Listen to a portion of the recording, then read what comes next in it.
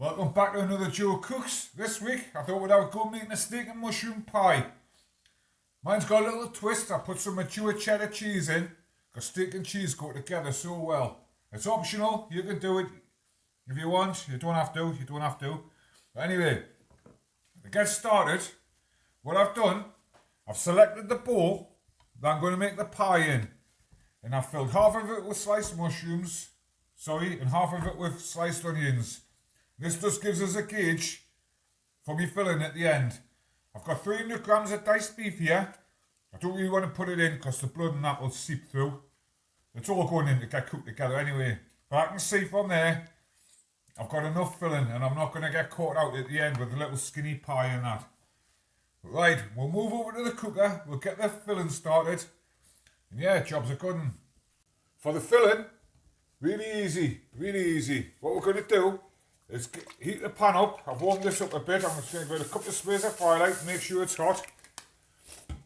I'm going to go straight in with the onions and mushrooms. I don't mess about here. I just chuck it all in. And I let it slow cook itself. I've got the hob on, number 5, which is quite high. Only for a few minutes to soften these mushrooms and that up, and the onions. But we can go straight in with about 15-20 grams of garlic. I like garlic, so I tend to head towards the higher end of it. About 15-20 grams of tomato puree. Doesn't have to be absolutely perfect, you know. If you want to be perfect, you can be. We'll go in with the beef. This is the 5% beef that I normally use. I got this one reduced again. I think it's the last one I've got in my freezer, to be honest. But this can go in. There's no messing about here. We'll go in with half a pint of stock. It's just half a pint of water in one of these stock cubes, which I've dissolved. That can go in. Small handful of thyme. A good splash of Elaine Perrins. Some salt. So easy this, you know, people make it look so complicated and it shouldn't be, you know, it shouldn't be. Some pepper.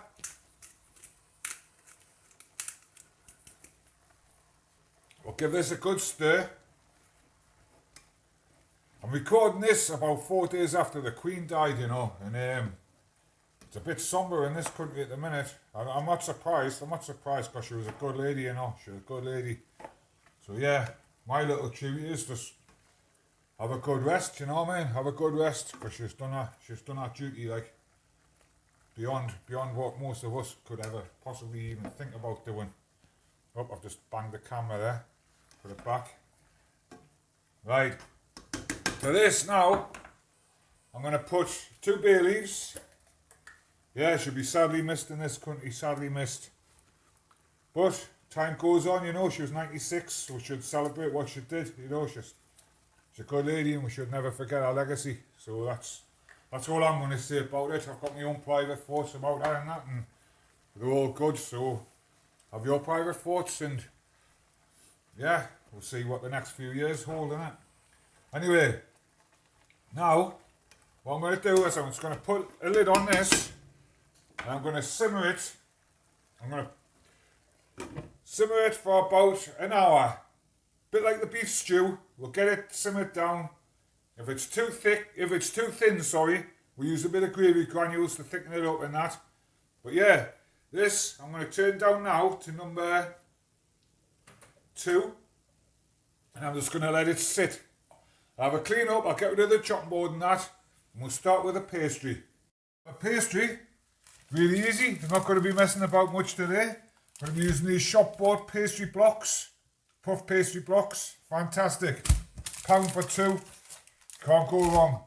It's really hard to make puff pastry in a kitchen like this. So I don't bother, you know. It's too much. It always turns out rubbish. But what I'm going to do is I'm going to scatter some flour on my bench. Basically, we're just going to roll it out. We've got a dish here. what I'll do with the dish is I'll just give it a couple of sprays of fry light, just to stop it sticking when it goes in the oven. But we'll keep this as a guide for our pastry. But basically, it is a case of rolling it out. I might have to fast forward this bit or something, or I won't transition it because it's nice to see, you know. I think it's nice to see anyway. But I'm just going to use a big block for the bottom and a big block for the top. I'm not going to mess about trying to cut it and that. It's just going to be as it is. But yeah, we'll just do this. The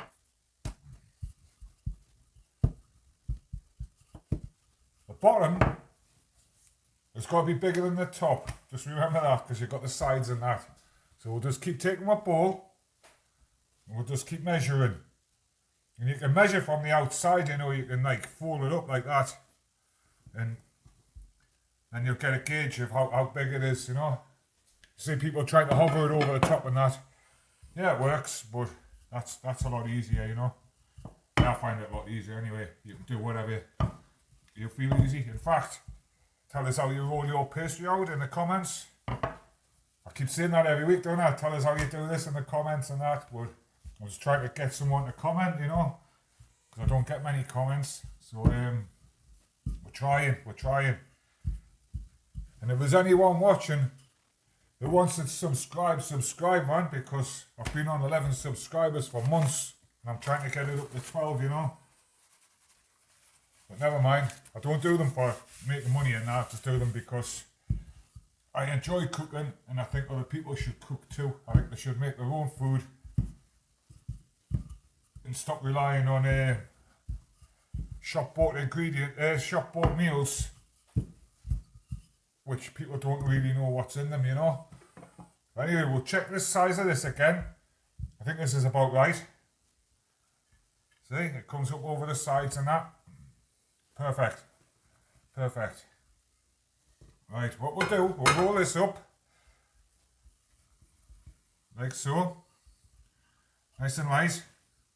As long as you don't press now, it should roll up, lift up and roll out. That didn't quite work correctly, but never mind, we've got it. We'll put it in.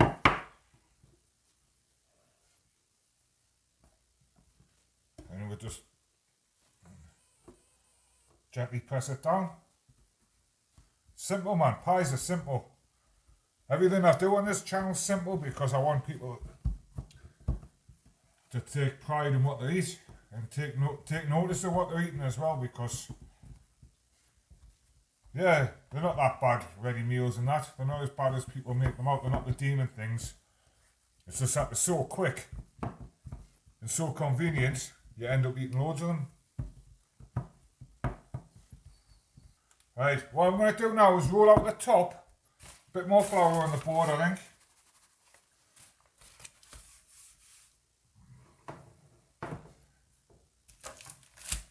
And I'll be putting them both in the fridge just to rest up a bit. Just until the filling's ready. And you can do this when the filling's ready actually. Because like what I'll have to do is when the filling's ready, I'll let it cool down to about room temperature or below if I can. Then we'll use it because it sits in the pastry a lot easier and it cooks a lot better.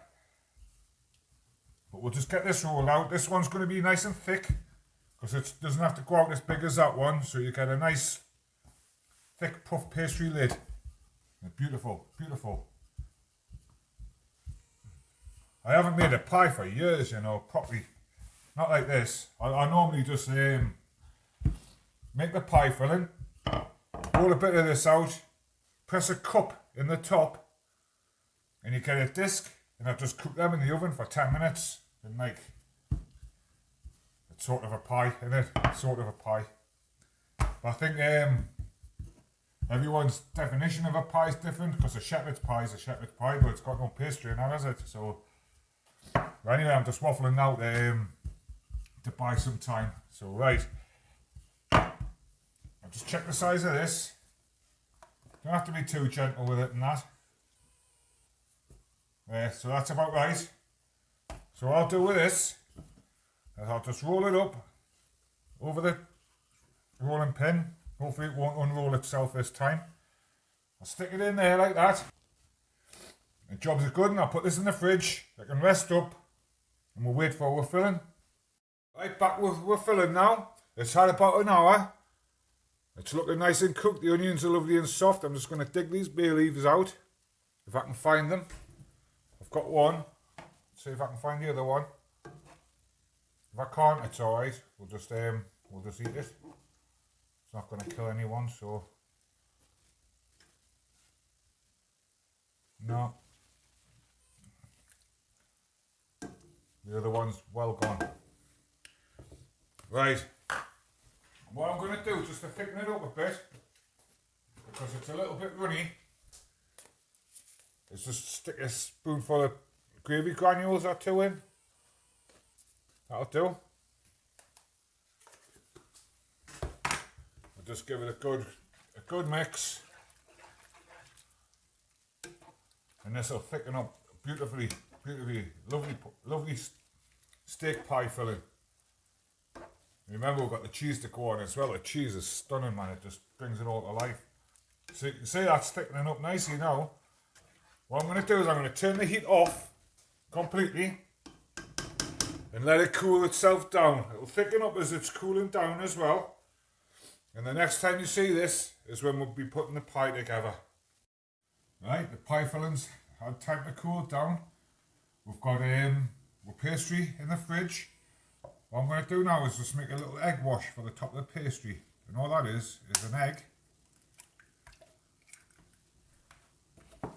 drop of milk,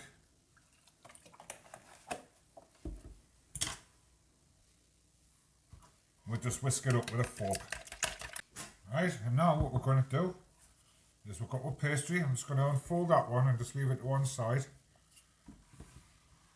And I'm just going to run the rolling pin over the top of our pie. It's nicely rested, so it's not going to shrink any more than that. We'll just run it over and it'll trim it up perfectly. You couldn't do that with a knife.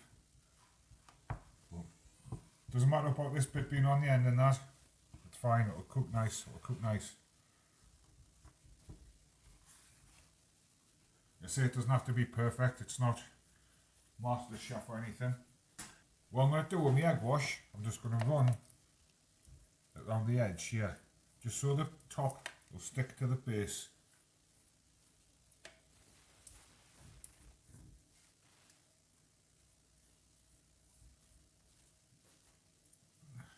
That's perfect, And now what we're going to do is take the pie mix. It's cooled down enough, look, nice and thick.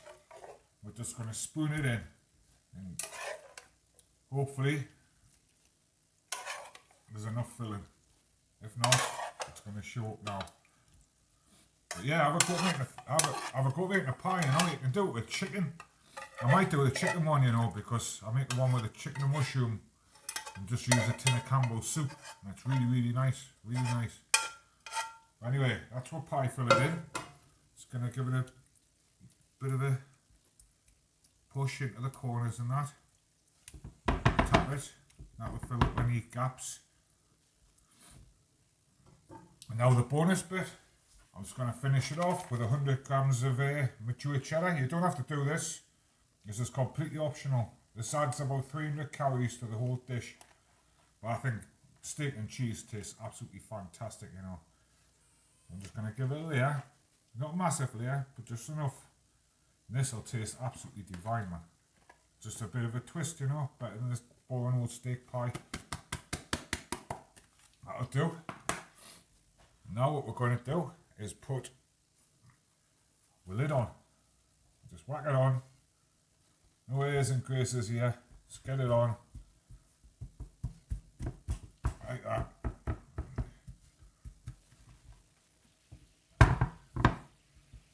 Pull it over so it'll stick. Nice firm seal. And this one I'm going to trim with a knife. Because I don't want to push it in, I want to pull it out a bit. So we'll just trim it around with a knife. Like so. I haven't done this for years. Don't know how much It's getting caught on camera here. It's quite it's quite tricky with a camera and a big knife. There we go. There we go. Perfect. This pastry I'll be using up with pie lids again probably. So it won't go to waste. It won't go to waste. Right. All that's left to do now is give it a good coating of the egg mix. This will give it a nice golden sheen when it comes out the oven.